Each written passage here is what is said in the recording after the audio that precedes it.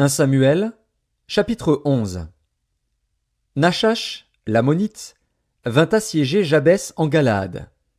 Tous les habitants de Jabès dirent à Nachash, « Traite alliance avec nous, et nous te servirons. » Mais Nachash, l'ammonite, leur répondit, « Je traiterai avec vous à la condition que je vous crève à tous l'œil droit, et que j'imprime ainsi un opprobre sur tout Israël. » Les anciens de Jabès lui dirent, « Accorde-nous une trêve de 7 jours, afin que nous envoyions des messagers dans tout le territoire d'Israël.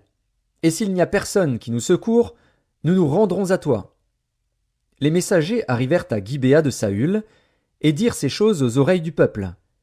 Et tout le peuple éleva la voix, et pleura.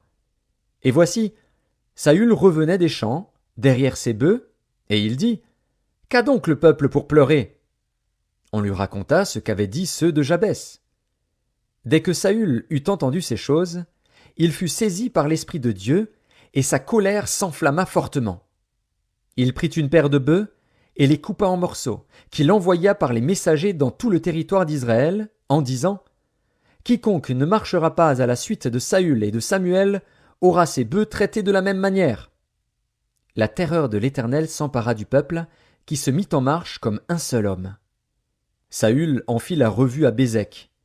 Les enfants d'Israël étaient 300 000, et les hommes de Juda 30 000. Ils dirent aux messagers qui étaient venus, « Vous parlerez ainsi aux habitants de Jabès en Galaad.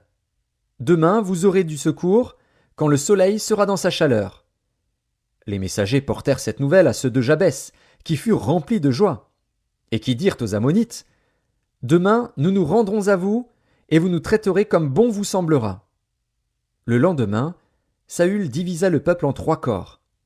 Ils pénétrèrent dans le camp des Ammonites à la veille du matin, et ils les battirent jusqu'à la chaleur du jour. Ceux qui échappèrent furent dispersés, et il n'en resta pas 2 ensemble. Le peuple dit à Samuel, « Qui est-ce qui disait, Saül régnera-t-il sur nous?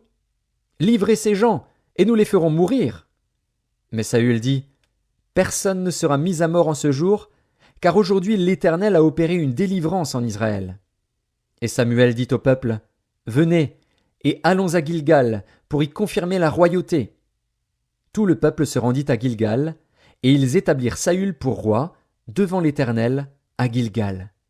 Là, ils offrirent des sacrifices d'action de grâce devant l'Éternel. Et là, Saül et tous les hommes d'Israël se livrèrent à de grandes réjouissances.